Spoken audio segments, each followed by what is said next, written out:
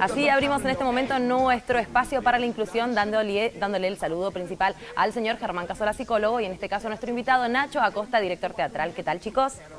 ¿Cómo están? ¿Bien? Bien. Bueno, me alegro mucho. Hoy la propuesta principal era tratar el teatro inclusivo y qué mejor que lo hable una persona que trabaja con ellos todo el día. Bueno, muchas gracias por la invitación. No, por favor, Nacho. Son muchas las preguntas en realidad, porque generalmente uno habla de teatro como un espacio donde se juega, se crea, se divierte, saca lo que tiene dentro. Y el tema principal es cómo te manejas, cómo es la manera, cómo entras a personas que tienen una discapacidad o una capacidad diferente y vos tenés que ser el motor que explique tanto vos como tu gente de la compañía.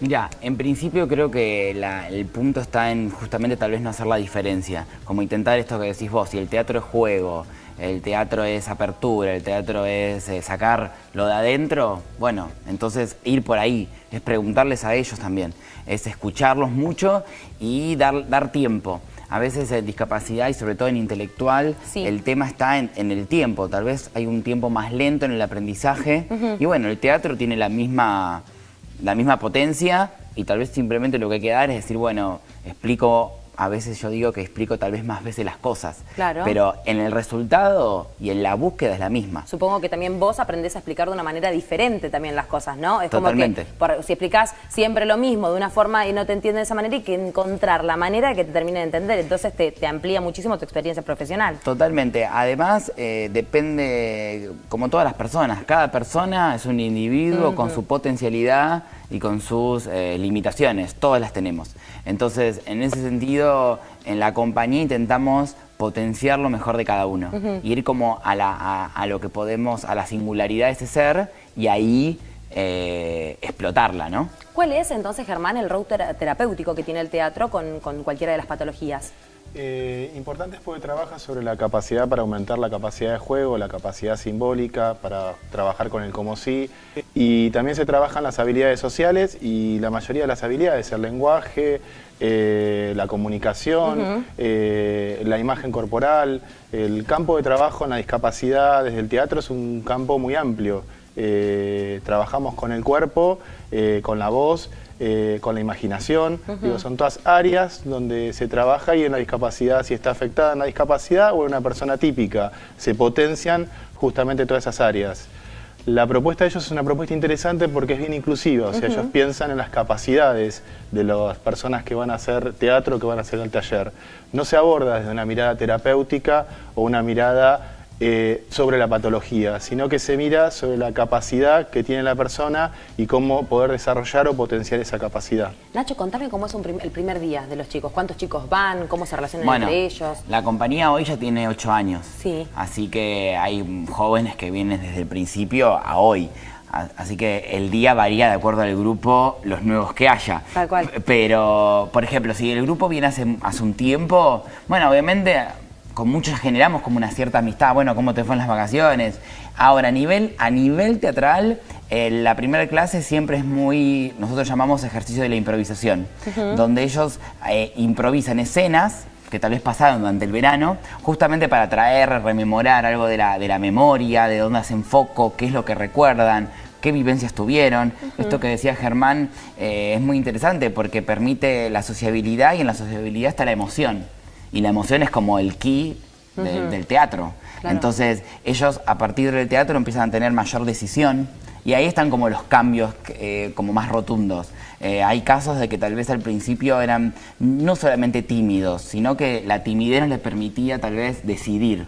Bueno, a partir de hacer teatro empezaban a adquirir elección. Es decir, bueno, yo quiero esto, yo no quiero. Confianza. Y autonomía. Confianza en ellos. ¿Y el lenguaje verbal? Y crece porque el teatro, hay bueno, miles de formas de hacer teatro, ¿no? Hay teatro sin texto, con texto, pero digo, claramente el teatro con texto, nosotros trabajamos mucho con texto de autor, Shakespeare, Laferrer, entonces con ellos hacemos también funciones, así que en ese sentido lo verbal ayuda porque hay que memorizar un libreto y eso, bueno, es todo un trabajo no solo de estudio de la memoria, sino también de repetición y de adquisición de nuevas palabras que tal vez, un nuevo vocabulario que tal vez antes no lo tenían. Porque el teatro es más fino en el lenguaje en ese sentido. ¿Y qué tipo de patologías entonces le es más fácil aprender la letra y a cuáles otras quizás tienen que tener otro tipo de manera? No, no estaría dividido por patologías. Mirá vos.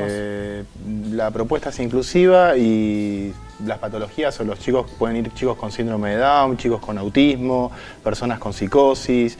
No estaría tanto dado por la patología, sino por la capacidad y por la capacidad también del grupo de poder trabajar y del profesor de poder trabajar con esta persona con sus características particulares, como bueno con saberlo, todos. claro, ¿no? ¿sí? Pero es muy bueno saberlo, que no es que fuera de la división y de la inclusión, o sea, a veces es como que quedan requisitos o márgenes sin entender, ¿me explico? Totalmente, O sea, y además a veces lo que pasa es que nosotros nos damos cuenta, hoy imagínate que a las ilusiones vienen más de 180 jóvenes, y creo que la propuesta y esa cantidad de gente que confía, bueno, en nosotros es porque no segregamos entre nosotros mismos. Hay muchos grupos y muchos que dicen, bueno, discapacidad mental leve, ¿y qué pasa con el otro?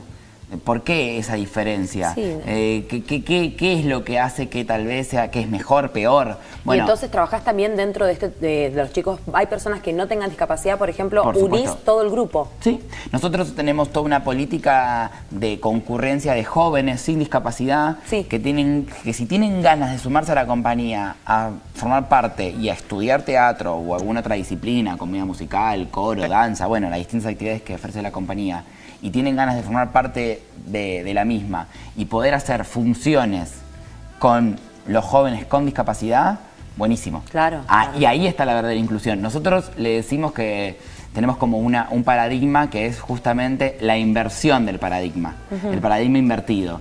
Porque generalmente lo que se incluye o lo que se piensa en la sociedad es que hay que incluir a la persona con discapacidad.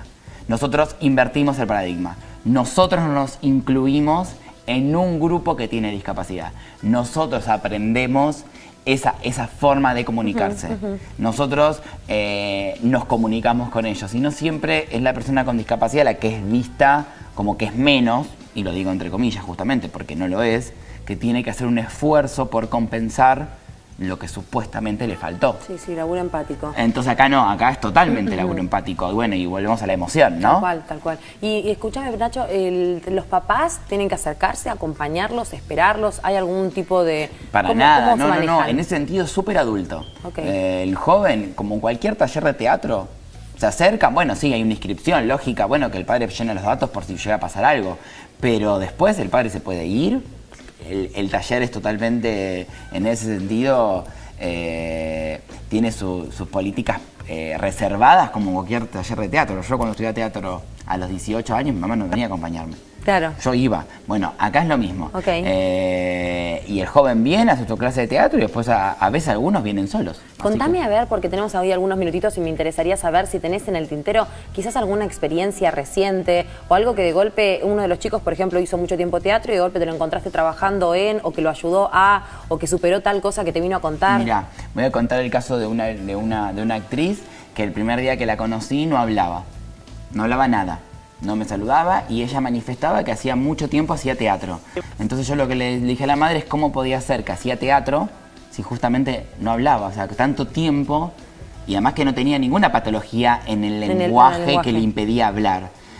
Y simplemente lo que hice fue empezar a generar un ejercicio de mucha confianza, de uno a uno, de mucha cercanía, y a partir de ahí empezó a hablar. Y hoy no tiene ningún inconveniente. Muchísimas gracias, Nacho. Entonces, ¿qué le diríamos para cerrar a esos papás que todavía no se deciden de llevar a los chicos a teatro? Que se animen, que potencien y que desarrollen las capacidades de sus hijos, que los impulsen y que los acompañen. Saludos para las ilusiones, Por allí favor, a toda la y te compañía. tiro la data, el 2 de julio, ¿Sí? Estamos en el Adán Buenos Aires, Avenida Vaperón. ¿Función? Función. Muy bien chicos, éxitos entonces. Así que estamos en el Adán Buenos Aires, Avenida Vaperón, al 1400, Parque Chacabuco, bajo la autopista, 15 horas, entrada libre y gratuita encima. Ya tienen la cita entonces del otro lado aquí con la compañía Las Ilusiones. Muchísimas gracias por haber venido, Nacho Acosta. Bueno, buenas noches. Germán también Casola con nosotros, psicólogo, como siempre abriendo este espacio para la inclusión a todo Zona Norte.